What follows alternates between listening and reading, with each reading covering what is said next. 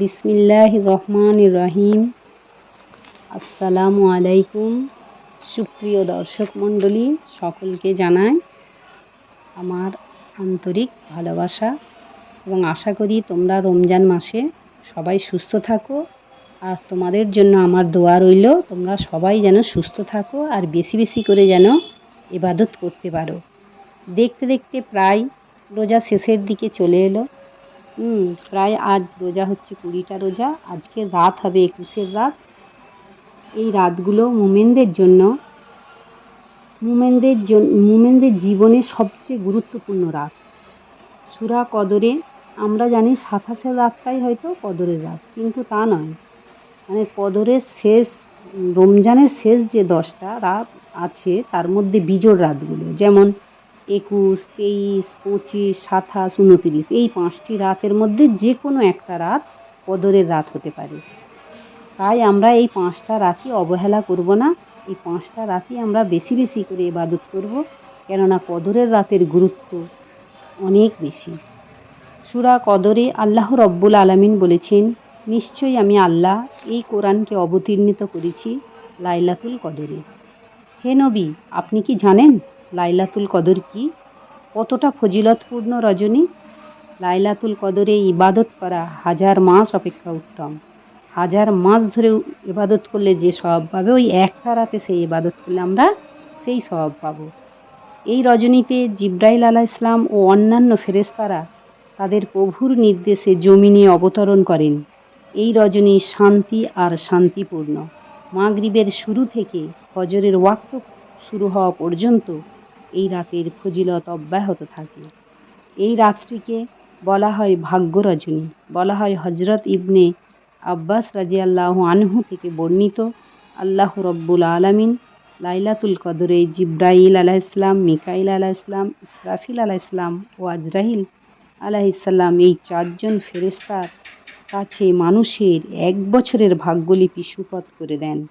তাই এই রজনীকে ভাগ্য রজনী বলা হয়।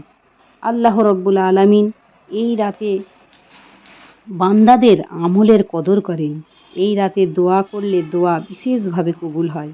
দোয়া হলো মুমিনের হাতিয়ার। দোয়া মানুষের জীবনকে বদলে দেয়। হযরত সামিয় রাদিয়াল্লাহু তাআলা আনহু বলেন, রাসূল সাল্লাল্লাহু আলাইহি ওয়াসাল্লাম কদরের রাত কোন রাতটা সেটা বলতে এসেছিলেন। হঠাৎ দুই মুসলমানদের মধ্যে ঝগড়া শুরু হয়ে গেল, তর্ক বিতর্ক শুরু হয়ে গেল। তখন রাসূল সাল্লাল্লাহু আলাইহি ওয়াসাল্লাম, আমাদের নবীজি, ওই ঝগড়ার দিকে খেয়াল করে এবং তাদের এই ঝগড়াকে কিভাবে মেটানো যায় সেই দিকে মন দিয়ে আর ওই তারিখটা কথা ভুলে গেলেন। রাসূল সাল্লাল্লাহু আলাইহি ওয়াসাল্লাম বললেন, আমার হৃদয় থেকে উঠিয়ে নেওয়া হয়েছে, আমি মনেই করতে পারছি না এই দিনটা, এই রাতটা কোন রাতটা, 23, 25, 27 না 21 না 29। রাসূল সাল্লাল্লাহু আলাইহি ওয়াসাল্লাম বললেন, রমজানে, তবে এটা নিশ্চিত যে রমজানের শেষ 10 দিনের মধ্যে বিজোড় রাত তোমরা কদরের জন্য তালাশ করো। তোমরা সুনির্দিষ্ট কদরের রাত পাবে। কদরের রাতের অনেক কিছু লক্ষণ রয়েছে, আমরা সেই লক্ষণ দেখে আমরা বুঝতে পারবো, আলামত দেখে। কদরের রাতে গভীর অন্ধকার আচ্ছন্ন হবে না, যেন সেই জ্যোৎস্না রাতের মতো হয়ে থাকবে, একটা গভীর আচ্ছন্ন হবে না।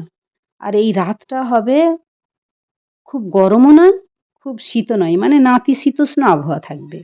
আর মৃদু মন্দ বাতাস বইবে, একদম সুখ আর শান্তিময়। ওই রাতটা হবে সুখময়, শান্তিময়। এই রাতে ইবাদত করে মানুষ তৃপ্তি পাবে এবং বৃষ্টিও হতে পারে হালকা। পরের দিন সকালটা হবে হালকা আলোক রশ্মি সহ সূর্যোদয় হবে, যা হবে পূর্ণিমার চাঁদের মতো। কোনো ঈমানদার ব্যক্তিকে আল্লাহ রব্বুল আলামিন স্বপ্নে জানিয়েও দিতে পারেন। রাসূল সাল্লাল্লাহু আলাইহি ওয়াসাল্লাম বলেছেন, যে কদরের বরকত থেকে বঞ্চিত হলো তার মতো আর হতভাগা কেউ নেই। রমজানের সবচেয়ে মোক্ষম ইবাদতের সময় হলো লাইলাতুল কদরের রাতটা।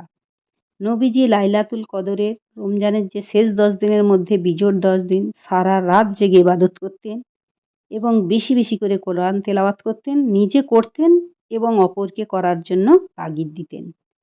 এমনই ইবাদত করতেন যে দাঁড়িয়ে দাঁড়িয়ে নবীজির পা ফুলে যেত। তাই আমরা শেষ বিজোড় যে রাতগুলো আমরা শপিংয়ে গিয়ে আমরা আড্ডা দিয়ে গল্প করে সময় নষ্ট করব না। আমাদের আবার যদি আমরা হায়াতে বাঁচি তবেই তো আমরা রমজান পাবো। তাই আমরা এই রমজানকে অবহেলা করব না। কতজন এই রমজানে আছে, পরের বছর রমজানে তারা চলে গেছে আমাদের কাছ থেকে। আমরা তাদের আজকে পাই না আর। তাই আমাদেরও ভাগ্যে কি আছে কেউ তো বলতে পারবে না। তাই আমরা এই এবাদতগুলো আমরা করব এবং অন্যকে এবাদত করার জন্য উৎসাহিত করব। তাই এই মানে বিজোড় রাতগুলো শবে কদরের রাত আমরা তালাশ করব এবং এই লক্ষণ দেখে আমরা শবে কদরের রাতও আমরা বুঝতে পারব। আমরা শবে কদরের রাত্রিতে আল্লাহ আমাদেরকে ইবাদত করার তৌফিক দান করুক। আমিন। আখির দাওয়ানা আলহামদুলিল্লাহি রাব্বিল আলামিন।